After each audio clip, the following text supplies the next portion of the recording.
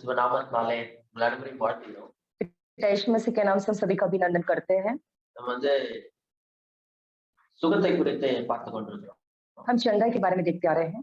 குறிப்பா வந்து ஜனங்க எப்படி வியாதிக்குள்ள போறாங்க, வியாதிக்கான காரணம் என்னன்றது பத்தி பார்த்துட்டு இருக்கோம். खास करके जो है लोग बीमारी में कैसे जाते हैं, बीमारी का क्या कारण है, इसके बारे में देखते आ रहे हैं। முதல்ல நம்ம வந்து ரூட் லெவல்ல டீல் பண்ணணும்.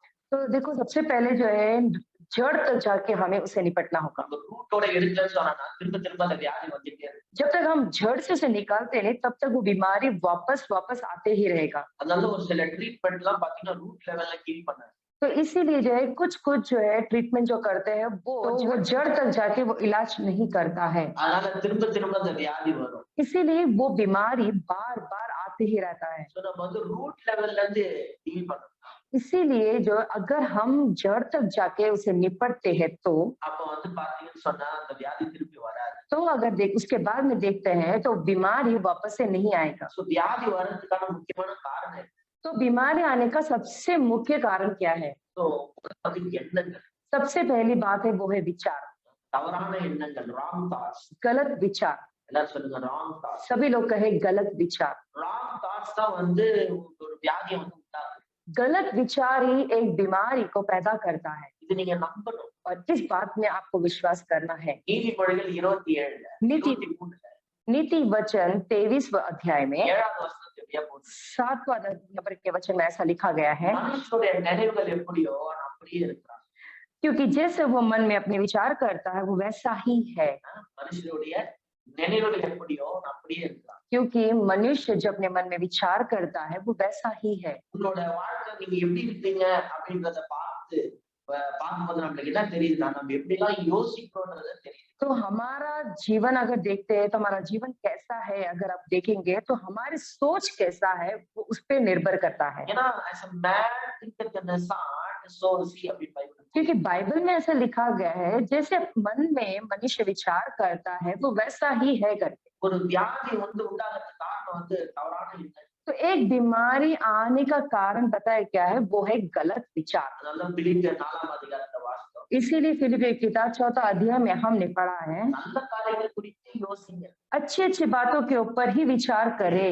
எத்தனையோ காரியங்கள் சொல்லப்படுறது எல்லாமே நல்ல காரியங்கள். நல்ல காரியங்கள் குறித்து யோசிங்க. कितनी सारी बातों को वहां पे लिखा गया है, वहां पे ये लिखा गया है कि सारी बातें जो भली बातें हैं उस पर आप विचार करो। அப்படி நல்ல காரியத்தை யோசிச்சீங்கன்னா உங்களுக்கு நல்லதா நடக்கும். तो अगर आप अच्छे विचारों को विचारेंगे या सोचेंगे तो अच्छी महसूसियत आएगी। ஏன்னா ஒரு தாட்ஸ் வந்து இன்னொரு ஃபீலிங்கை கிரியேட் பண்ணுது.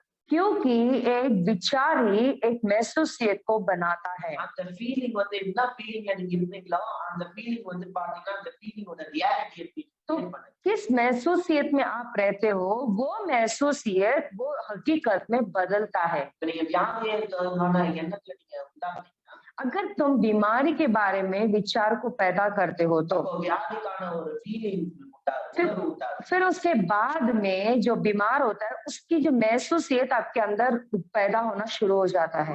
வியாதிக்கான உணர்வு உண்டாக ஆரம்பிச்ச உடனே வியாதி உண்டாக ஆரம்பிச்சு फिर जब उसके बाद में जब बीमारी की जैसा आपको महसूसियत होने लगती है तो उसके बाद में वो बीमारी हकीकत में बदलना शुरू हो जाता है। அதனால வந்து நம்மளோட எண்ணங்களை வந்து ஜாக்கிரதை வச்சுக்கிறது ரொம்ப அவசியம். तो इसलिए हमारे विचार को संभालना बहुत जरूरी है। இதை பத்தி இன்னும் ஆழமா நம்ம பார்ப்போம். तो इसके बारे में और गहराई से हम देखेंगे। தவறான எண்ணங்கள், गलत विचार, எப்படிப்பட்ட எண்ணம் कैसे विचार, சொல்றேன் நல்லா கேட்டுங்க. मैं जो बोल रहा हूँ अच्छे तरह से याद रखें। ஒரு குற்ற உணர்வுல இருக்கு. एक जो है अंदर ही अंदर जो है निंदा रखना, दोष भावना महसूस करना, गिल्टी कॉन्शियसनेस இருக்கிறது, condemnationல இருக்கிறது. ये दोष भावना महसूस करना, निंदात्मक महसूस करना। அப்படிப்பட்ட உணர்வுல இருக்கிறவங்க அவங்க வந்து அவங்களுக்கு தெரியாமலே எனக்கு இதெல்லாம் வியாதி வரும், எனக்கு தேவை, எனக்கு இதெல்லாம் தேவைதான், தண்டனை இது அப்படின்னு நினைக்கிறாங்க. तो ये सारे जो विचार रखते हैं तो ये लोग क्या सोचने लगते हैं, जब बीमार आता है तो ये सोचते हैं कि ये सब मुझे चाहिए, ये मेरा जो है मेरा ये पनिशमेंट है, ये सब मुझे जरूरी है, ऐसे करके ये लोग सोचते हैं। அவங்க நினைக்கிறாங்க I deserve this, I have done lot of wrong things, so I deserve this. तो ये लोग ये सोचते हैं हाँ ये मुझे तो चाहिए ही चाहिए क्योंकि मैंने बहुत सारे गलत काम किए इसलिए। நான் நிறைய தப்பு பண்ணேன், நான் ஆண்டவர் என்னை தண்டிக்கிறார். मैंने बहुत गलत काम किए, शायद इसलिए परमेश्वर मुझे सजा दे रहे शायद। ஆனா நான் சொல்றது நல்லா கேட்டு लेकिन जो मैं कह रहा हूँ अच्छी तरह से सुने। அப்படிலாம் கிடையாது. देखो ऐसी बात नहीं है। ஆண்டவர் உங்களை தண்டிக்கிறது இல்ல, ஆண்டவர் உங்களை மன்னிக்கிறவர். देखो परमेश्वर आपको जो है आपको जो है सजा नहीं देते, लेकिन परमेश्वर आपको हमेशा माफ करते हैं। ஆண்டவர் உங்களை மன்னிக்கிறார். परमेश्वर आपको माफ करते हैं। சொல்றது உங்களுக்கு புரியுதா? आपको समझ में आ रहा है हम क्या कह रहे हैं? சொல்லுங்க, ஆண்டவர் என்னை மன்னிக்கிறார். सभी लोग कहे परमेश्वर मुझे माफ करते हैं। ஆண்டவர் உங்க மேல கோபமா இல்லை. परमेश्वर आपसे गुस्सा नहीं है। சில நேரத்துல ஆண்டவர் கோபமா இல்ல, நாமே நம்ம மேல கோபமா இருக்கோம். देखो कभी कभी ऐसा होता है कि परमेश्वर हमसे क्रोधित नहीं होते, लेकिन खुद अपने आप पे हम क्रोधित होते हैं। நம்மளுக்கே நம்மள பிடிக்காம இருக்கும். हमको ही अपने आप को पसंद नहीं करते हैं। நம்மளே நம்ம வெறுப்போம். हम ही अपने आप को नफरत करते हैं। நம்மளே நம்மள குத்திப்போம். हम ही अपने आप को जो है छुपा लेते हैं। அதாவது நம்ம சொல்லி போச்சேன், நான் சரியில்லை, நான் மோசமானவன். इसका मतलब ये है कि हम ऐसा सोचते हैं कि नहीं देख मैं सही नहीं है, मैं बहुत बुरा इंसान हूँ करके।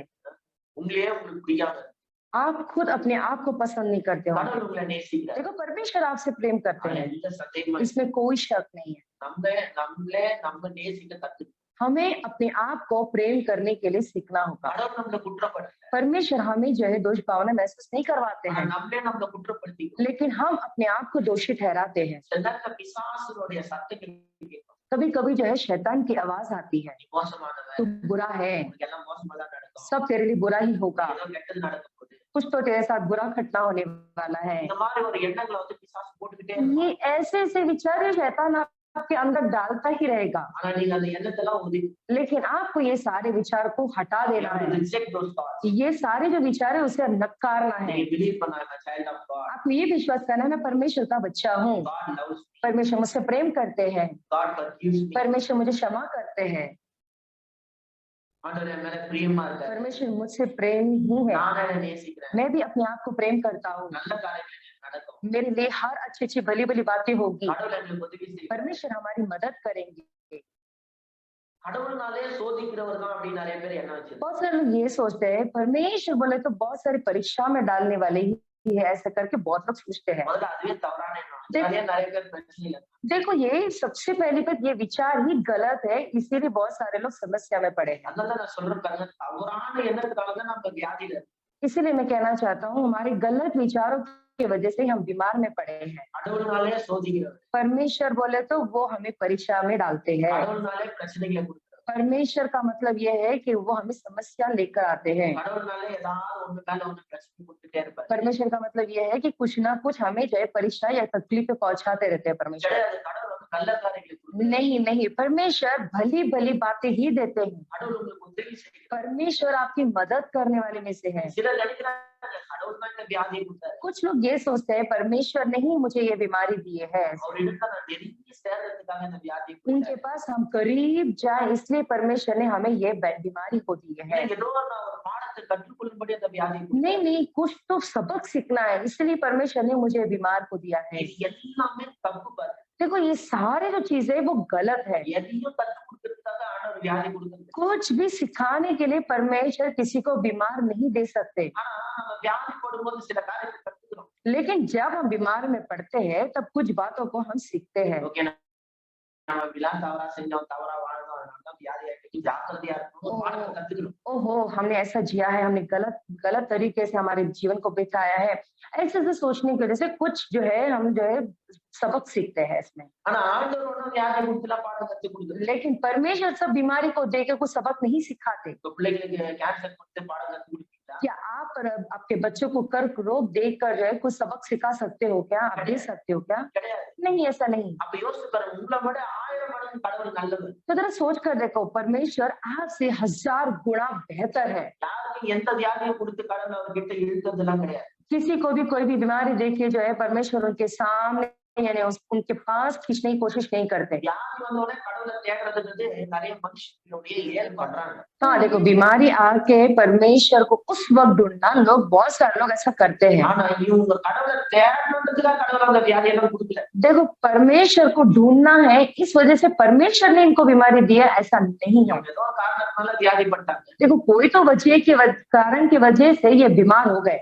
இப்போ வியாதி வந்துட்டோன்னே கடவுளை அதிகமா தேடுறாங்க. तो अभी बीमार होने की वजह से और ज्यादा से ज्यादा आप परमेश्वर को ढूंढ रहे हैं। ஜனங்கள் எல்லாம் கடவுளை தேடணும், அதுக்காக கடவுள் வியாதியை கொடுக்குறாங்க. இன்னைக்கு எல்லாருமே வியாதியா தான் இருப்பாங்க. लोग जो है परमेश्वर को ढूंढना चाहिए, इस वजह से जो है परमेश्वर को ये बीमारी देना है, तो ऐसा बोलेंगे तो पूरा संसार ही बीमार पड़ा रहेगा।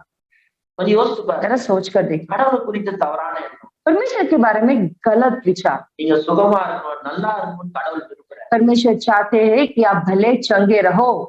உங்களுக்கு எந்த வியாதியை கொடுக்கணும்னு கடவுள் விரும்பல. देखो परमेश्वर नहीं चाहते कि आपको कोई भी बीमारी दे। நீங்க நல்லா இருக்கணும்னு ஒருத்தர் விரும்புறாருன்னா அது கடவுள் தான். तुम भले चंगे रहो, अगर कोई ऐसा है, अगर कोई ऐसा सोचता है आपके बारे में, तो वो परमेश्वर ही है। நீங்க சுகமா இருப்பது ஆண்டவருடைய சித்தம். आप भले चंगे रहे, यही परमेश्वर की इच्छा है। நீங்க வியாதியில இருந்து குணமாகணும்னு ஆண்டவருடைய சித்தம். आप बीमारी से बाहर आ जाए, भले चंगे रहे, यही परमेश्वर की इच्छा है। இயேசு இந்த பூமியில வாழ்ந்த நாட்கள்ல देखो यीशु जब इस भूमि में जी रहे थे, அவர் யாரெல்லாம் வியாதிஸ்தர்களை பார்க்கிறவங்க எல்லாரையுமே குணமாக்குறாரு. वो जहाँ कभी बीमारी लोगों को देखते थे, वहां पर जाके वो चंगा करते थे। அவர் நன்மை செய்கிறவராகவே சுற்றி திரிந்தார். वो भले करने वाले में से ऐसे वो घूम रहे थे। ஹல்லேலூயா. हालेलुया। எல்லாரையும் சுகமாக்கிட்டு இருந்தார். वो सभी को चंगा कर रहे थे நன்மை செய்கிறவராகவே சுற்றி और திரிந்தார். भले करते करते ही घूम रहे थे। ஒருத்தனை கூட ஒரு பாட்டு சொல்ல இல்லை இந்த வியாதியை வச்சுக்கணும். वो किसी को भी देखकर ऐसा नहीं बोले, नहीं नहीं ये बीमारी तो रखना ही होगा तेरे பிதா पास। ஏதோ ஒரு காரணத்தை வியாதி கொடுத்திருக்காரு. परमेश्वर जो है, पिता जो है, कुछ कारण की वजह से तुझे ये बीमारी दिए है, அதனால கொஞ்ச நாள் வியாதி இருக்கு.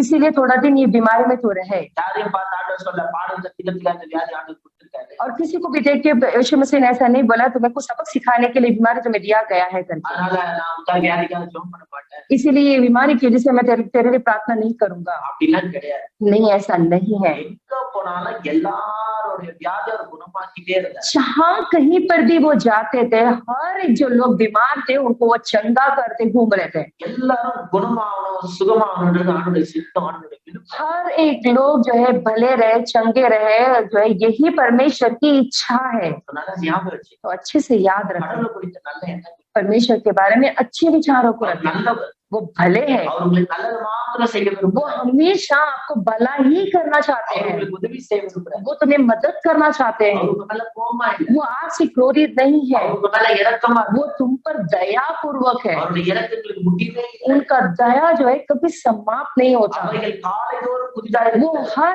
एक दिन नया है। ஹல்லேலூயா. हालेलुया।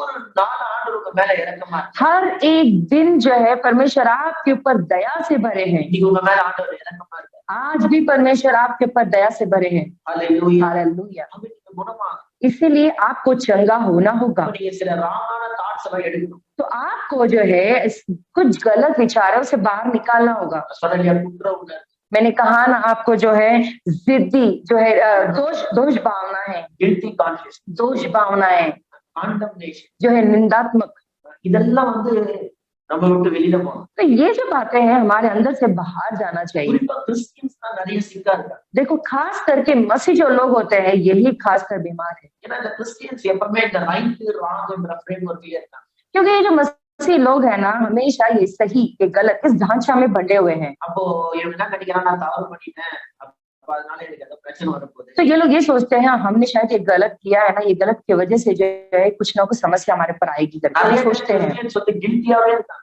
बहुत सारे समय में ये मसीह लोग बहुत दोषी भावना में रहते हैं। அந்த குற்ற உணர்வு என்ன பண்ணுவாங்க, तो ये दोषी महसूस ये पता है क्या करता है, வியாதி எனக்கு வரும், வியாதி வர வாய்ப்பு இருக்கு, நான் வியாதி வரதுக்கு பாத்துருவான், தண்டனை தேவை அப்படின்ற எண்ணம் வரும். तो ये लोग ये सोचते हैं ये हो सकता है मुझे बीमारी आ सकती है क्योंकि मैं इसका योग्य हूँ, मैंने गलत किया है, ये ऐसा सोचते हैं, ये महसूस करते हैं।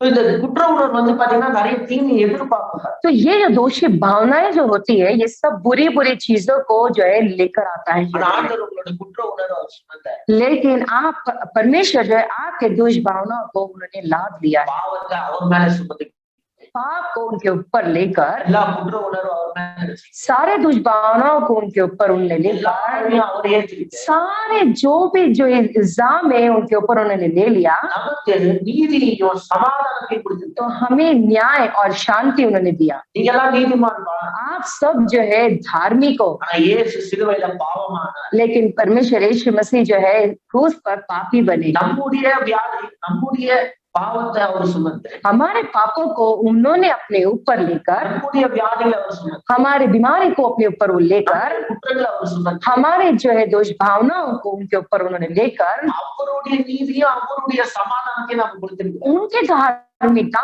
उनकी शांति उन्होंने हम पर डाल दिए। ஹல்லேலூயா. हालेलुया। அதனால நம்ம நீதிமான்களா इसीलिए हम धार्मिक है। நம்ம எல்லாம் கரெக்டா பண்ணிட்டு வர்றதுனால இல்ல. हम सब ने अच्छा परिपूर्ण, हम सब अच्छा करे इस वजह से नहीं। இயேசுவை யார் விசுவாசிக்கிறாங்களோ அவங்க எல்லாம் ஆண்டவர் நீதிமான்னு அறிவிக்கிறார். जो कोई यीशु पर विश्वास करते हैं, परमेश्वर ने उनको उनका नाम जो है धार्मिक ठहराया है। அது இயேசு நாமத்தால इसीलिए यीशु के नाम से, நீங்க எல்லாரையும் எனக்கு தெரியும். देखो मैं सभी को जानता हूँ, ஆனாலும் நான் சொல்றேன் इसीलिए मैं आप लोग कह रहा हूँ, இயேசு நாமத்தால यीशु के नाम से எல்லாரும் நீதிமான். आप सभी लोग धार्मिक हो। இயேசுவோட ரத்தத்தினால கழுவப்பட்டு आप यीशु के लहू से शुद्ध किए गए நீங்க हो, சுத்தமா இருக்கீங்க. आप शुद्ध हो।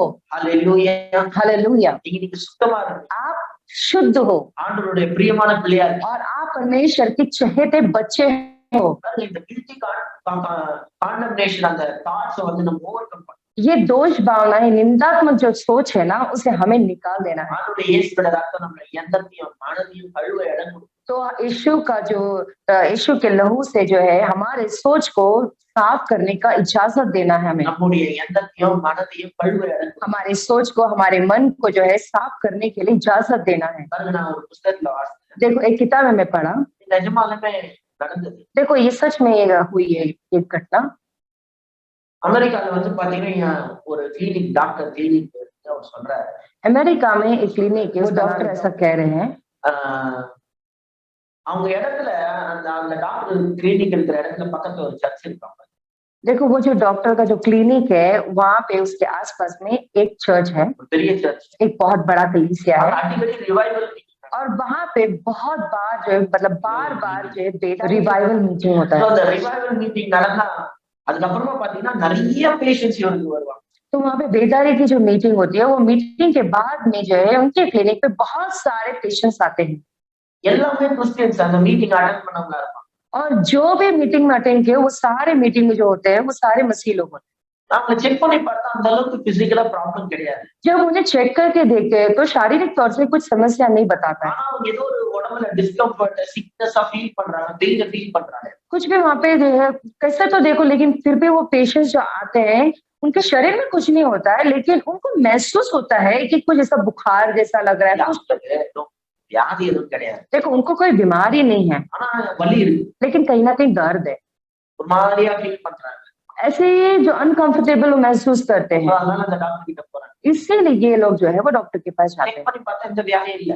चेक करके देखते तो कोई भी बीमारी नहीं है। அந்த டாக்டர் அவங்க எல்லாம் பேசுறாரு. फिर उसके बाद में वो डॉक्टर उनसे बातें करते हैं, அப்படியே துருவி துருவி கேக்குறாரு. वो खुद खुद के पूछते हैं, அப்படி கேட்கும்போது தான் தெரியுது जब पूछते हैं तो मालूम पड़ता है இவங்க ரிவைவல் மீட்டிங் அட்டெண்ட் பண்றாங்க. ये बेदारी की मीटिंग अटेंड किए होंगे। அந்த ரிவைவல் மீட்டிங்ல குற்ற உணர்வு ஆக்கினத்திற்கு உண்டாகிற மாதிரி பிரச்சனை तो நடக்குது. यहाँ पे जो है निंदात्मक लेके आना, तिरस्कार करने वाला जो है दोष भावना लेके आने वाली बातों को ये लोग प्रचार करते हैं, நீங்களாம் பாவி, तुम सब पापी हो, நீங்களாம் இன்னைக்கு செத்தீங்கன்னா நரகத்துல போய் நித்திய அக்னியில வேக போறீங்க. तुम अगर आज मरोगे तो जिंदगी भर के लिए आप उस जो है आग में रहने वाले हो करके बोलते हैं। பயங்கரமா ஒரு மிரட்டலான ஒரு பிரச்சனை. बहुत जबरदस्त धमकी देने वाला एक प्रचार। நடுவுல உங்க மேல கோபமா இருக்கு. परमेश्वर आपसे क्रोधित है, மனம் திரும்பலன்னா இப்படி ஆயிடுவீங்க, அப்படி ஆயிடுவீங்க. आपका अगर मन नहीं बदला तो आप ऐसे हो जाओगे, आप वैसे हो जाओगे, நரகத்துல போய் வெந்திட்டே இருப்பீங்க. आप जो है नर्क में जाके भटकते रहोगे। இப்படிப்பட்ட பிரச்சனை ஜனங்களுக்கு ஒரு குற்ற உணர்வு உண்டாகும். तो ऐसा प्रचार जो है लोगों के अंदर जाके जो है दोष भावनाओं को लेकर आता है, அது ஒரு பயத்தை உண்டாகும். और वो एक डर को लेकर आता है, ஐயோ நம்ம செத்துட்டோம்னா நரகத்துக்கு போயிடும். अरे अगर हम मर जाएंगे तो हम नर्क चले जाएंगे,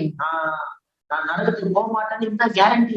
मैं नर्क नहीं जाऊंगा इसका क्या गारंटी है, வேற நான் செத்து நரகத்துக்கு போயிட்டேன், अगर मैं मर जाऊंगा तो नर्क में चले जाऊंगा तो, வேதனையா இருக்கும். और ये कैसा तकलीफ पहुंचेगा मुझे उस नर्क में। அப்படிப்பட்ட எண்ணங்கள் வர ஆரம்பிச்சோடனே பயம் வர ஆரம்பிச்சு. तो ऐसे ऐसे विचार जब आता है तो डर भी आना शुरू हो जाता है। பயம் வர ஆரம்பிச்சோடனே ஒரு உடம்புல வலி வேதனை எல்லாம் வர ஆரம்பிச்சு. तो वो डर आने की वजह से क्या होता है, शरीर में दर्द तकलीफें आना शुरू हो जाता है। முதல்ல அந்த பயத்தை, இந்த குற்ற உணர்வை நம்ம விடணும். तो इसीलिए सबसे पहली बात इस डर, इस दोष भावना को हमें निकालना है। உடனே சிலர் சொல்லும், அப்ப ஜனங்க மனம் திரும்ப தேவையில்லையா பாஸ்டர்? तो तुरंत लोग ऐसा बोलेंगे, क्या कि उसका मतलब ये लोग का मन बदलना नहीं चाहिए क्या पास्टर? இல்ல பைபிள்ல போட்டிருக்கு. लेकिन बाइबल में लिखा गया है Goodness of God leads us into repentance. परमेश्वर की भलाई मनुष्य को पश्चाताप की ओर लेकर जाती है। அதாவது கடவுள் எவ்வளவு நல்லவர்ன்றத பிரசங்கம் பண்ணிட்டே இருக்கு. इसका मतलब ये है कि परमेश्वर कितने भले हैं, ऐसा अगर आप प्रचार करते रहोगे तो நிறைய பேர் சந்தோஷமா கடவுள் கிட்ட வருவாங்க. तो बहुत सारे लोग बड़े ही खुशी से परमेश्वर के पास आएंगे। நிறைய பேர் மனம் திரும்புவாங்க. बहुत सारे लोगों का मन बदलाव होगा। ஒரு நல்ல கடவுளை நான் பின்பற்றணும்னு நினைப்பாங்க. फिर वो लोग ये सोचने जा रहे इतना अच्छे परमेश्वर से मैं दूर था ना। ஆனா நிறைய பேர் கிறிஸ்டியன்ஸோட பிரீச்சிங் மிரட்டல் தான். लेकिन बहुत बार ऐसा होता है मसीह लोगों का जो प्रचार होता है वो डराना धमकाना ही होता है। சும்மா சொல்லிக்கோ கடவுள் अன்பா இருக்கிறாரு. ऐसे बोलने के लिए बोलते हैं कि हाँ परमेश्वर भले ही है। ஒரு சைடுல சொல்லிட்டு மத்ததெல்லாம் மிரட்டல் தான். देखो वो एक थोड़े से छोटे से भाग में बोलेंगे लेकिन ज्यादातर वो लोग डराना धमकाने का प्रचार करें। சும்மா விட மாட்டார். परमेश्वर तुम्हें छोड़ेंगे नहीं। கர்த்தர் என்ன செய்வார் பாரு. देखो परमेश्वर क्या करेंगे तो देखते रहो। கோவமா இருக்காரு. परमेश्वर तुझसे गुस्सा है। கர்த்தர் தான் கொரோனாவை கொண்டு வந்தார். परमेश्वर नहीं कोरोना को लेकर आया है। கர்த்தர் தான் எர்த்குவேக்கை கொண்டு வந்தார்.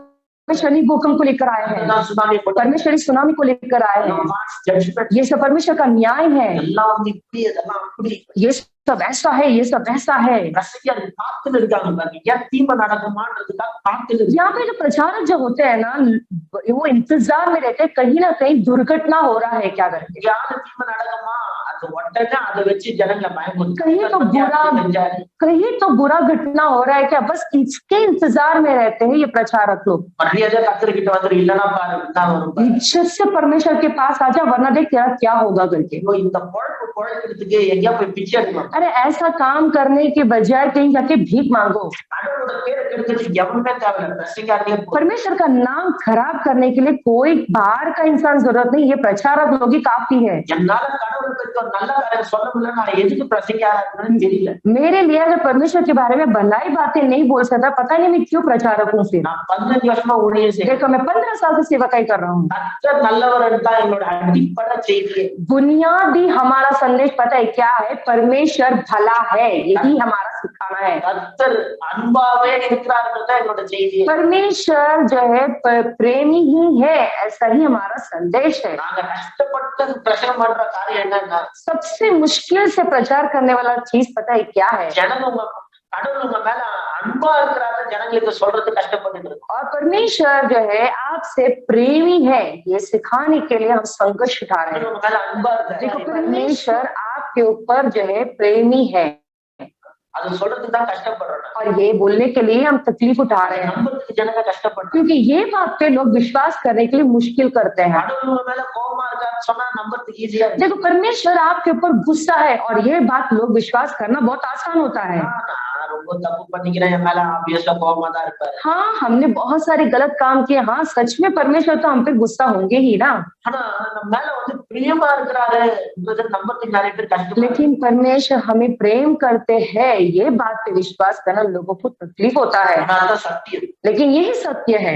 தேவன் உங்க மேல அன்பா இருக்கிறார். देखो परमेश्वर आपके ऊपर प्रेमी है, தேவன் உங்க மேல சமாதானமா இருக்கிறார். परमेश्वर आपके ऊपर शांति पूर्वक है। கடவுள் உங்க மேல கோபமா இருக்கிறான்னு நினைக்கிறதே ஒரு ராங் தாட். देखो परमेश्वर आपके क्रोधित है, आपके ऊपर गुस्सा है, ये एक गलत विचार है। நான் சொல்றது உங்களுக்கு புரியுதா? आपको समझ में आप जो कह रहे हैं, சோ இந்த குற்ற உணர்வு ஆக்கினை தீர்ப்பினாலே நிறைய கிறிஸ்டியன்ஸ் வந்து சிக்கா இருக்காங்க. तो ये जो है दोषी भावनाएं निंदात्मक जो है ये बात की वजह से बहुत सारे लोग बीमार हैं। நீங்க நம்புங்க, கடவுள் என் மேல அன்பா இருக்காரு. आपको ये बात पे विश्वास करना है कि परमेश्वर मुझसे प्रेम करते हैं, கடவுள் என்னை நேசிக்கிறார். परमेश्वर मुझसे प्रेम करते கடவுள் हैं, என்னை கட்டி பிடிக்கிறார். परमेश्वर मुझे गले लगाते கடவுள் हैं, என்னை கட்டி பிடிச்சு முத்தம் கொடுக்கிறார். परमेश्वर मुझे गले लगा कर जो है मुझे किस करते हैं। கடவுளோட நான் செல்ல பிள்ளை. परमेश्वर की चिटी बच्ची है मैं, கடவுள் என் மேல ரொம்ப அன்பா இருக்காரு. परमेश्वर मुझसे बहुत प्रेमी है, கடவுளோட மடியில நான் உட்கார்ந்து परमेश्वर के गोद में मैं बैठा हूँ அவர் என்ன மடியில உட்கார வச்சு கொஞ்சிக்கிட்டு இருக்காரு. और वो जो है मुझे उनके गोद में बिठा के प्यार कर रहे हैं। இதெல்லாம் நீங்க நம்பணும். और इस बात में आपको विश्वास करना होगा, ஏன்னா இதெல்லாம் தான் உண்மை.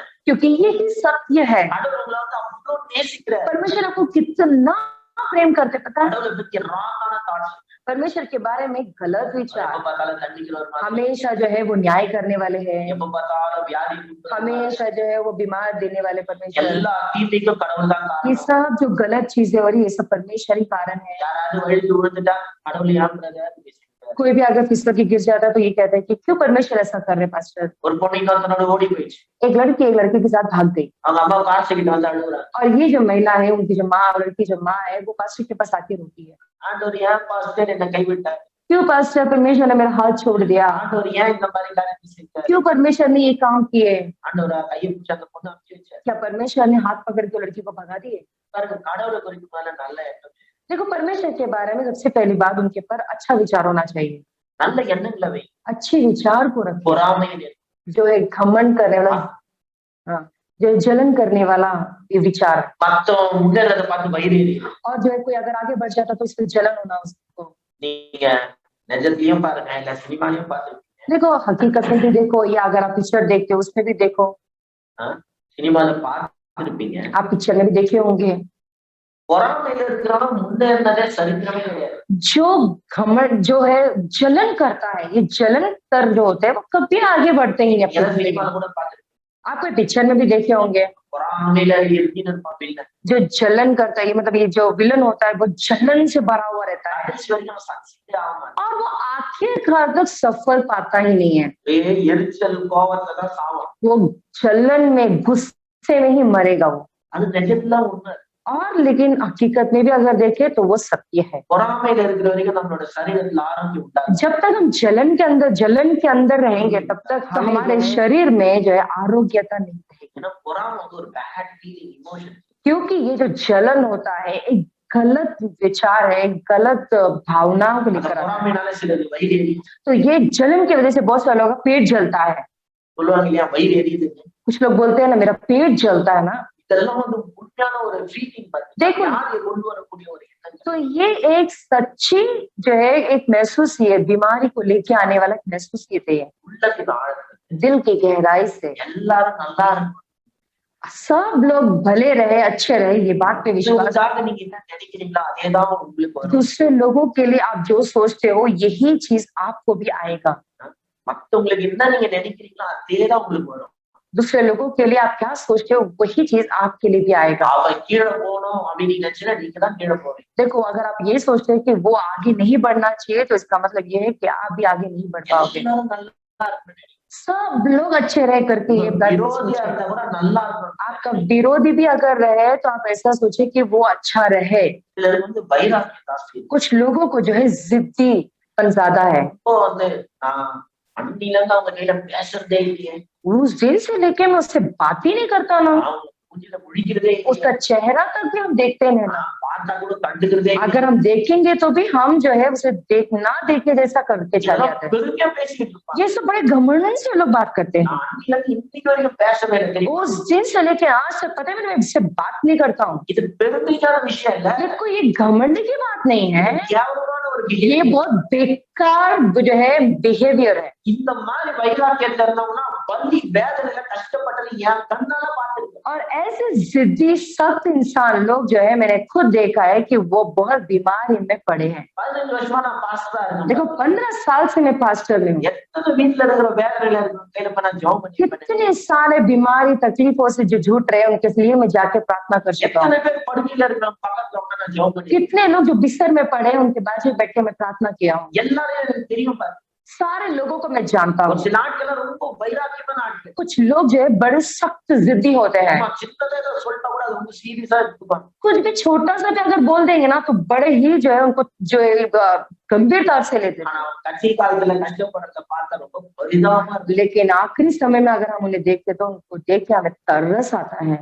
சொல்றேன் பாத்துங்க, देखो बताना चाहता हूँ, வியாதி வேதனை துடி துடிச்சு சாவதெல்லாம் நல்ல சாவே கிடையாது. ये बीमारी से, ये तकलीफ से, ये दर्द से, ये जो है तड़प तड़प के मारना वो अच्छा मौत ही नहीं है। मैं कहना चाहता हूँ எந்த வலி வேதனை இல்லாம அப்படியே போகும். कोई भी बीमारी नहीं, कोई दर्द नहीं, कोई तड़प नहीं, आप ऐसा ही मरना चाहिए।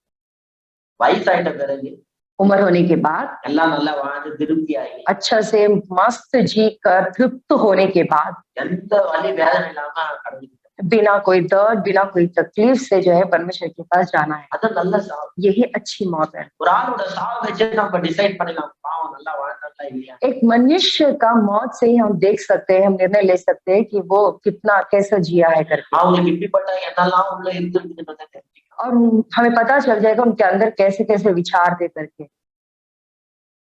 யார் இதை சாகக்கூடாது. देखो बीमारी से मरना नहीं है, நான் சொல்றேன், मैं அது बता ரொம்ப दूं, கஷ்டப்பட்டு வலியில துடிச்சு சாவது और वो भी வருத்தமான ஒரு காரியம். तकलीफ से तड़प तड़प के मरना वो तो बहुत बेकार बात है। இந்த வைராகியம் எல்லாம் விட்டுருங்க. तो ये जिद्दीपन, सख्त रहना सब छोड़ दे, மன்னி माफ कर दे, எல்லாரையும் மன்னி. हर एक लोगों को माफ करे। உட்கார்ந்து சில நேரத்துல மன்னிப்பு பிராக்டிஸ் பண்ணுங்க. बैठ के कभी-कभी जब माफ करने का जो चीज़ है, उसपे प्रैक्टिस करें। யார் மேல உங்களுக்கு கோவம் வந்தாலும் மன்னிங்க. किसी के ऊपर अगर आपको गुस्सा है तो उन्हें माफ करें। உங்க மேலயே கோவம் வந்தாலும் நம்மள अगर மன்னிங்க. हम अपने आप पे ही गुस्सा कर रहे हैं, क्रोधित है, तो हमें अपने आप को भी माफ करना है। மன்னிக்கிறதுன்றது வந்து ஒரு பெரிய ரிலீஸ். அது மன்னிக்க மன்னிக்க நம்மளுக்கு நல்ல காரியங்கள் நடக்க तो ஆரம்பிக்கும். ये माफी जो होता है, बहुत सारी बातों को मतलब रिलीज करता है और आपके लिए बेहतर बातों को लेकर आता है। சிலர்லாம் வந்து என்ன சொன்னாலும் கேட்க மாட்டாங்க. तो कुछ लोग होते हैं जो भी कुछ बोलेंगे तो भी सुनेंगे नहीं। என்ன சொன்னாலும் பாஸ்டர் என்னால மன்னிக்க முடியாது. कुछ भी बोलो पास्टर मैं तो माफ नहीं कर सकता। மன்னிக்காத எனக்கு என்ன? ठीक है, माफ मत करो, मेरा क्या जाता है, உங்களுக்கு தான் कष्ट வரும். तुम्हें ही तकलीफ होने वाली। நீ மன்னிக்காம பெரிய வைராகியமா இருந்தா எனக்கு ஒண்ணும் நஷ்டம் கிடையாது. तुम बिना माफी के क्षमा किए हुए अगर तुम बड़े जिद्दी रहोगे तो तुम्हें तकलीफ होगी। சிலர்லாம் சொல்லுவாங்க என்கிட்ட, कुछ लोग ऐसा बोलते हैं, அவங்க இயேசு கிடையாது. मैं खुद यीशु नहीं हूँ। நீ மன்னிக்கிறது இயேசுவாதான் இருக்கணும்னு அவசியம் இல்லை. மனுஷனாதான் மன்னிக்கலாம். देखो तुम्हें क्षमा करने के लिए यीशु बनने की जरूरत नहीं, आप साधारण मनुष्य रहे तो काफी होगा। சிலர்லாம் அப்படி, "அப்பா, எனக்கு தெரியாத விஷயத்த சொல்றோம். I am not Jesus Christ pastor." देखो कुछ लोग ऐसा बोलते हैं जैसे कि मुझे ये बात पता ही नहीं है, वो लोग ऐसा कहते हैं मैं तो यीशु नहीं पास्टर। No, no, நீங்க தான் ஜீசஸ் கிரைஸ்ட் நினைச்சு உங்ககிட்ட பேசிட்டு जैसे कि मैं जो तुम ऐसा सोच रहा हूँ कि तुम जीसस क्राइस्ट हो इसलिए मैं तुमसे ऐसा बात कर रहा நீ हूँ। யார் எனக்கு தெரியும். நீ देखो मैं जानता हूँ कि तुम कौन हो, तुम्हें मुझे बोलने की जरूरत नहीं है। மன்னிக்கணும்னு சொல்றேன். மன்னிச்சா மன்னிங்க மன்னிங்க. क्षमा करने के लिए बोल रहा हूँ, तुम्हें क्षमा करना है तो करो, नहीं तो जाओ यहाँ से। நம்ம எல்லாரையும் மன்னிச்சா நம்மளுக்கு நல்லது. देखो अगर हम सबको क्षमा करेंगे तो हमारे लिए बेहतर होगा। எவ்வளவுக்கு எவ்வளவு நம்ம மன்னிக்கணுமோ அவ்வளவுக்கு அவ்வளவு நல்லது. जितना जितना हम लोगों को क्षमा करते उतना उतना हमारे लिए अच्छा சில होगा। நேரத்துல ஒரு 5 நிமிஷம் மன்னிப்பை பிராக்டிஸ் பண்றது அவ்வளவு நல்லது. देखो कभी कभी जो है क्षमा जो करना है उस पर प्रैक्टिस करेंगे, वो कितना अच्छी बात யார் है। மேல கோவமா இருந்தீங்களோ அவங்கள உட்காந்து மன்னிச்சுக்கிட்டு இருப்பாங்க. किसके ऊपर भी अगर तुम्हें गुस्सा आता है उसे बैठ के अगर हम क्षमा करें वो अच्छा होगा। அது உங்க கணவனா இருக்கலாம், वो तुम्हारा पति होने दो, மனைவியா இருக்கலாம், तुम्हारी पत्नी होने दो, பெற்றோரா இருக்கலாம், या माता पिता होने दो, பிள்ளைகளா இருக்கலாம், या बच्चे होने दो, இல்ல உங்க கூட பிறந்தவங்களா या तुम्हारे साथ पैदा हुए भाई बहन होने दो, கூட வேலை செய்யறவங்களா இருக்கலாம், या शायद तुम्हारे लिए तुम्हारे साथ काम करने वाले किसी हो, या तुम्हारे को रिश्तेदार होने दो, ஃப்ரெண்ட்ஸா இருக்கலாம். तुम्हारे दोस्त होने दो। உட்கார்ந்து மன்னிச்சுக்கிட்டே இருக்காங்க. बैठ कर बस उन्हें क्षमा करते रहो। எவ்வளவுக்கு எவ்வளவு நீங்க மன்னிக்கிறீங்களோ அவ்வளவுக்கு அவ்வளவு உங்களுக்கு நல்லது. जितना जितना उन्हें आप क्षमा करोगे उतना उतना आपके लिए बेहतर होगा। யார் மேல உங்களுக்கு எரிச்சல் கோவம் வந்தாலும் அவங்க எல்லாம் மன்னிங்க. जिस பெரிய जिस சமாதானம் உண்டாகும். जिस किसी के ऊपर अगर आपको गुस्सा है, क्रोधित है, आप उन्हें बैठ के माफी करें, तब उसके बाद में आपको बहुत बड़ी शांति मिलेगी। हालेलुया. हालेलुया। மன்னிக்கிறது ரொம்ப முக்கியம். इसलिए क्षमा करना बहुत जरूरी है। எவ்வளவு எவ்வளவு மன்னிக்கிறீங்களோ அவ்வளவு எவ்வளவு நல்லது உங்களுக்கு. जितना जितना आप क्षमा करोगे उतना उतना आपके लिए बेहतर होगा। சரி, மன்னிக்கணும்னு தீர்மானம். तो आप निर्णय ले कि हाँ मैं क्षमा करूंगा। எல்லாரும் உட்கார்ந்து மன்னிங்க. सभी को आप बैठकर क्षमा करें। சில நேரத்துல உங்களையே நீங்க மன்னிங்க. कभी कभी अपने आप को भी आपको क्षमा करना होगा। கொஞ்ச நாள் முன்னாடி நான் ஒரு காரியம் சொன்னேன். देखो कुछ दिन पहले शायद मैंने आपको एक बात बताया था। Sorry, I'm sorry, please forgive me.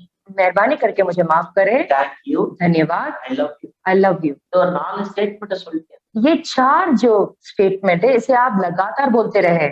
அப்படி நீங்க இது வந்து மன்னிக்க கத்துக்கிற ஒரு விஷயம். ये जो है क्षमा करने वाली बातें हैं। இந்த மாதிரி மன்னிக்காம இருக்கிறது இதெல்லாம் வியாதியை கொண்டு வர.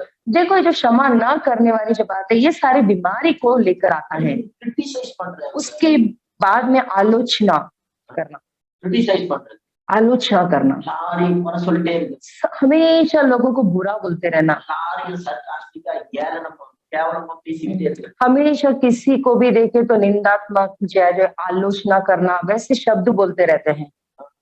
என்னாகும் 12ஆம் அதிகாரம் गिनती நம்பர்ஸ் சாப்டர் 12 गिनती का किताब 12वां अध्याय, அது நீங்க வாசிச்சீங்கன்னா उसमें अगर आप पढ़ोगे तो उसमें डाला है। மிரியம் வந்து பாத்தீங்கன்னா மோசே வந்து கிரிட்டிசைஸ் பண்றாங்க. देखो यहाँ में मिरियम जो है मूसा को तुच्छ तौर यानी कि जो आलोचना करते हैं। என்ன கிரிட்டிசைஸ் பண்றாங்க? वो क्यों आलोचना करते हैं उनको? அவர் எத்தோப்பியன் பொண்ணை கல்யாணம் பண்ணிட்டார். क्या करे पाप बेचारे, वो इथोपियो की जो महिला है उससे उन्होंने विवाह किया। அதாவது வேற ஜாதி பொண்ணை கல்யாணம் பண்ணிட்டாராம். कि उसका मतलब ये है कि वो दूसरे जात की महिला से वो विवाह करती है। இந்த ஜாதி பிசாசு இருக்கு பாருங்க, அது ஒரு பெரிய ये பிசாசு. जो जात का जो भूत है ना वो बहुत खतरनाक भूत है। எல்லாரும் மனுஷன், எல்லாரும் ஒரே மாதிரி.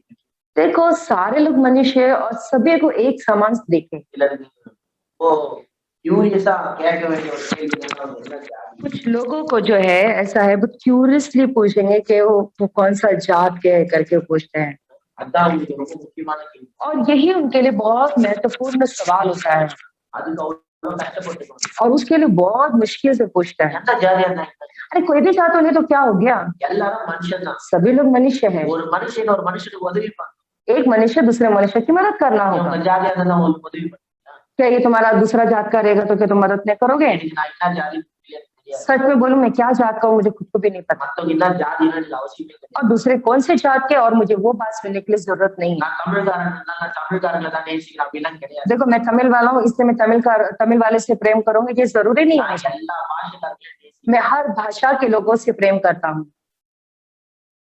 எல்லாருமே நான் நேசிக்கிறேன். मैं सभी को प्रेम करता हूँ। எந்த பாஷைக்காரனாலும் சரி, எந்த ஜாதிக்காரனும் वो कौन से भी भाषा के होने दो या कौन से जात के भी होने दो, சரி, எல்லா பாஷைக்காரனும் ஃப்ரெண்ட்ஸா இருக்கு. मेरे सारे भाषा के लोग मेरे लिए मित्र हैं। நான் இப்ப நாகாலாந்துல இருக்கேன். अभी मैं नागालैंड में हूँ। பிக்ஷா வந்து நாகாலாந்துல இருக்கேன். நாகாலாந்து பாஷைக்காரர். अभी शिंचा जो है वो नागालैंड की भाषा के लोग हैं। எனக்கு பல பாஷையில ஃப்ரெண்ட்ஸ் இருக்காங்க. देखो मेरे पास बहुत अलग अलग भाषा के நான் मित्र அவங்களை लोग हैं। நேசிக்கிறேன், நான் அவங்களை நம்புறேன், அவங்க என்ன நேசிக்கிறாங்க, அவங்க என்ன நம்புறாங்க. देखो मैं उन्हें प्रेम करता हूँ, मुझ पे भरोसा करते हैं और मैं भी वो भी मुझे जो है प्रेम करते हैं, वो मुझ पे भरोसा करते हैं। நான் தமிழ்காரனே தேடிக்கிட்டு இருந்தேன். अभी देखो मैं तमिल वाला हूँ इसलिए मैं सब तमिल वाले को ढूंढ करने बैठा हूँ। தமிழ்காரன் இருந்தா நல்லது, கம்ஃபர்டபுளா தமிழ்ல பேசணும், அவ்வளவுதான். देखो अगर तमिल वाला है तो हाँ बहुत अच्छी बात है, उनके साथ में बड़े आराम से हम बात कर सकते हैं ना, इसलिए நான் தமிழ்காரனுக்கு தான் ஹெல்ப் பண்ணுவேன். नहीं मैं तमिल वाले को ही मदद करूंगा। அப்படின்னா என்னை யாரெல்லாம் நேசிக்கிறாங்க அவங்களுக்கு கட்டாயம் नहीं help नहीं नहीं ऐसे सब कोई बात नहीं है, कोई भी जो मुझे प्रेम करता है मैं उसे सच में उसे प्रेम करता हूँ। யாரெல்லாம் என் மேல பிரியமா இருக்காங்க நிச்சயமா அவங்களுக்கு ஹெல்ப் பண்ணுவேன். देखो जो कोई मेरे पर प्रेम करता है मैं सच में उनकी मदद करूंगा, அது எந்த பாஷைக்காரா இருந்தாலும் சரி. वो कोई भी भाषा के लोग होने दो। யாருக்கெல்லாம் எனக்கு பிடிக்காத தூரம் இருப்பானோ அது யாரா இருந்தாலும் சரி. जो लोग मुझे पसंद नहीं कर रहे ठीक है भाई तुम दूर रहो करके ऐसा करके बोल दूंगा। என்ன பிடிக்காதுன்னு சொல்றேன், சரி எவனுக்கு பிடிக்கும் அவங்க கிட்ட போப்பா, என்ன விட்டுருப்பான். ठीक है तुम अगर कह रहे हो मुझे पसंद नहीं करते ठीक है, तुम जो मुझे छोड़कर जाओ, तुमको जो प्रेम करता है तुम जो पसंद करते हो तुम उनसे बातें करो। சொல்ல நல்லா கேட்டு. देखो जो मैं कह रहा हूँ अच्छे से सुने। மிடியாக்கு என்ன பிரச்சனைனா மோசே வந்து பாத்தீங்கன்னா எத்தோப்பியன் உங்களை கல்யாணம் பண்ணிட்டாரு, அதான் பிரச்சனை. मेरे लिए क्या समस्या है कि मूसा जो है इतोफिया की महिला से विवाह कर ली, यही उनकी समस्या हुई। சிலர் வேற வேலை வெட்டியே இல்லப்பா. कुछ लोगों को देखो कुछ काम धंधा ही नहीं होता है। ஜாதியில பெரிய விஷயமாக்கி அது ஒரு பெரிய அழுவ அது ஒரு பெரிய சண்டையா வச்சு போட்டுட்டு देखो ये जात को बहुत बड़ी बात को रख के जो है बहुत बड़ा युद्ध के जैसा रखे रहते हैं। என் பையன் வேற ஜாதியில பொண்ணு கல்யாணம் பண்ணிட்டான், मेरा बेटा जो है दूसरी जात की लड़की से शादी कर लिया, என் பொண்ணு வேற ஜாதியில கல்யாணம் பண்ணிட்டான். मेरी बेटी जो है वो दूसरे जात के लड़के से शादी कर ली।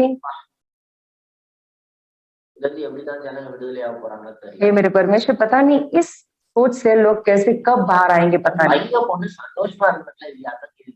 सबसे पहली बात जो है आपका बेटा बेटी जो है वो खुश है क्या नहीं, यही सवाल है।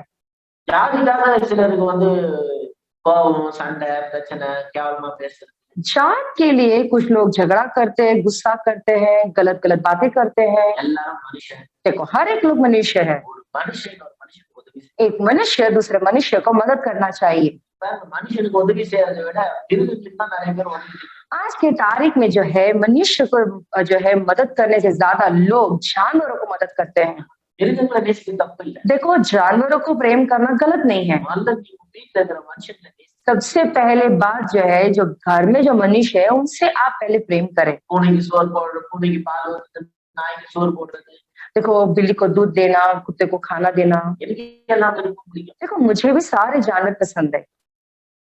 நான் எல்லா மிருகத்தையும் நேசிக்கிறேன். சின்ன வயசுல நிறைய மிருகம் வளர்த்துருக்கேன். देखो मैं भी जो है सारे जानवरों से प्रेम करता हूँ क्योंकि बचपन से मैंने बहुत सारे जानवरों को पाला हूँ।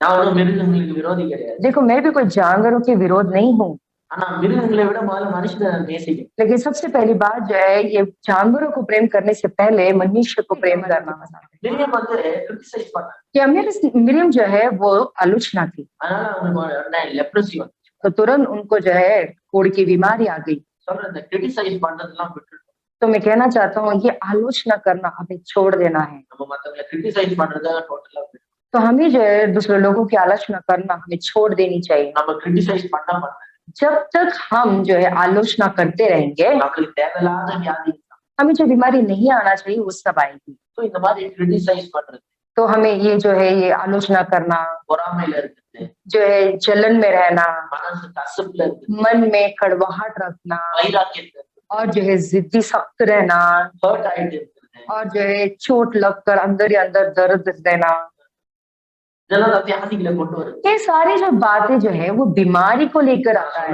உள்ள இருக்க எல்லா நெகட்டிவ் தாட்ஸும் வெளியில இருக்கு. मैं कहना चाहता हूँ आपके अंदर जो भी नकारात्मक विचार है उसे बाहर निकाल दो। எல்லாரும் குறித்த நல்ல எண்ணங்கள் हर एक लोगों के बारे में अच्छे विचारों को रखें। கடவுளை குறித்த நல்ல எண்ணங்கள் परमेश्वर के बारे में अच्छी विचारों को रखें। கடவுள் நல்லவர் परमेश्वर भले है, மனுஷன் நல்லவர் परमेश्वर मनुष्य மனுஷன் நல்லவர் मनुष्य भी भला है।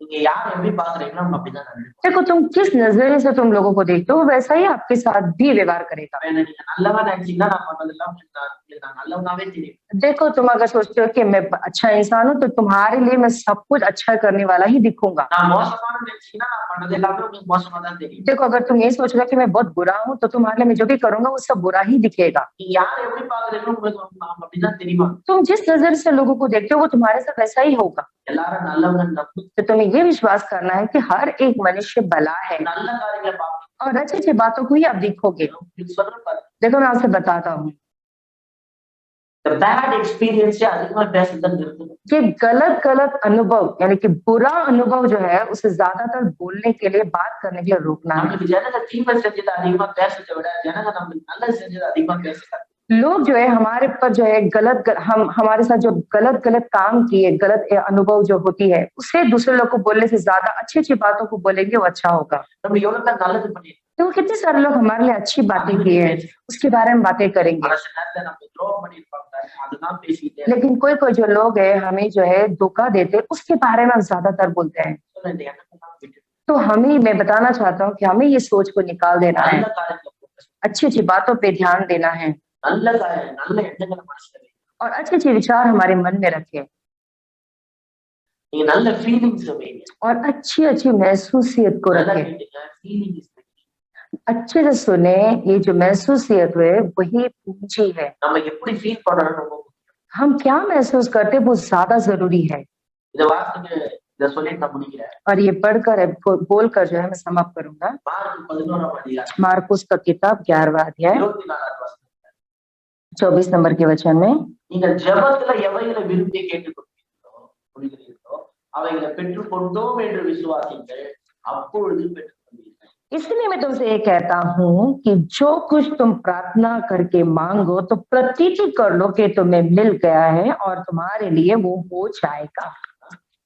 When you pray, believe that you received it, then you will have it. इसीलिए मैं तुमसे कहता हूँ कि जो कुछ तुम प्रार्थना करके मांगो तो प्रतीति करके तुम प्रतीति कर लो कि तुम्हें मिल गया है और तुम्हारे लिए वो हो जाएगा। பெற்றுக்கொண்டோம் என்று சொல்லி விசுவாசிங்க पा लिए करके आपको विश्वास करना है। சுகத்துக்காக ஜெபம் பண்றீங்க तो अगर तुम चंगाई के लिए प्रार्थना करते हो நீங்க சுகமாயிட்டது போல ஒரு எண்ணங்களை வைங்க तो आप चंगे हो गए ऐसे आप एक विचार को रखें। நீங்க சுகமாயிட்டது போல பாருங்க आप चंगे हो गए ऐसे आप दिखे। நீங்க நல்லா सुगमा இருக்கும்போது எப்படி தெரியுதுங்களோ அந்த மாதிரி அதை நீங்க மனசுல பாருங்க आप कैसे चंगा होने से पहले जो है कैसे आप अच्छे भले थे उसके बारे में आप विचार करते वैसे आप विचार करें जब बीमार थे அதை பாருங்க आप कितने एक्टिव थे उस वक्त आप वो चीजों को देखें। அப்ப எப்படி ஸ்ட்ராங்கா ஃபீல் பண்ணீங்களோ அதே फीलिंग शरीरத்துக்கு கொண்டு வாங்க आप कितने स्ट्रांग उस वक्त आप महसूस किए थे वैसा ही महसूस को आप अभी लेकर आए। ஜெபத்துல எவைகளை விரும்பி கேட்டுக்கொள்கிறீர்களோ அவைகளை பெற்றுக்கொண்டோம் என்று விசுவாசிங்கள் அப்பொழுது பெற்றுக்கொள்வீங்க। इसलिए मैं तुमसे कहता हूँ कि जो कुछ तुम प्रार्थना करके मांगो तो प्रतीति कर लो कि तुम्हें मिल गया है और तुम्हारे लिए वो हो जाएगा। சோ நீங்க வந்து இந்த வாரம் நான் உங்களுக்கு ஒரு எக்ஸர்சைஸ் தரேன் तो इस हफ्ते मैं तुम्हारे लिए एक एक्सरसाइज दूंगा। சுகத்தை பத்தி ஏதாவது ஒரு வசனத்தை வாசி चंगाई के ऊपर कोई भी एक वचन को पढ़े। ஒரு எக்ஸாம்பிள் அவங்க தழுவுகளாரே उदाहरण के लिए उनके कोड़े खाने से हम चंगे हो चुके हैं। அவர் தம்முடைய வார்த்தை அனுப்பி நம்மை குணமாக்குவார் वो उनके वचन को बेचकर हमें जो है चंगा किए। சுகத்தை பத்தி ஒரு வசனம் तो चंगाई के बारे में एक वचन को ले அதை வாசிங்க उसे पढ़े அப்புறம் ஜெபம் பண்ணுங்க उसके बाद प्रार्थना करें இயேசு நாமத்தில் यीशु के नाम से சுகம் உண்டாவது चंगा होने दे। சொல்லி ஜெபம் பண்ணுங்க ऐसे करके आप प्रार्थना करें। ஜெபம் பண்ணி प्रार्थना करने के बाद कल्पना करें நல்லா ஆயிட்டாங்க आप अच्छे हो गए நீ जैसे நல்லா இருக்கும்போது எப்படி आप पहले कैसे थे जब भले चंगे थे वैसे அதை இமேஜின் பண்ணுங்க उसे कल्पना करें। அதை இமேஜின் பண்ணி அந்த इमेजिन பண்ணி ட்ரெயினிங் க்ளீன் ஆயிட்ட பிறகு எப்படி உங்களுக்கு ஸ்ட்ராங்கா ஃபீல் பண்ணி அந்த ஃபீலிங் உங்க பாடியில கொண்டு வர तो इमेजिन कर आप कल्पना करते जो है आप उस महसूसियत को लेकर आए। आप किसी पहले थे उस बातों को वापस दोहराते रहे। செய்வீங்களா क्या आप करोगे? உட்கார்ந்து வசனத்தை வாசிங்க बैठकर परमेश्वर का वचन को சுகத்துக்காக पढ़े, பண்ணுங்க चंगाई के लिए प्रार्थना करें சுகமாயிட்டு போல imagine और चंगे हो चुके हैं जैसे विश्वास कल्पना करें நல்லா ஸ்ட்ராங்கா ஹெல்தியான ஃபீல் பண்ணுங்க और अच्छे ताकत से और सेहतमंद ऐसे आप इस बात को महसूस करें। சரி ஜெபிக்கலாம் आइए हम प्रार्थना करेंगे। பிதாவே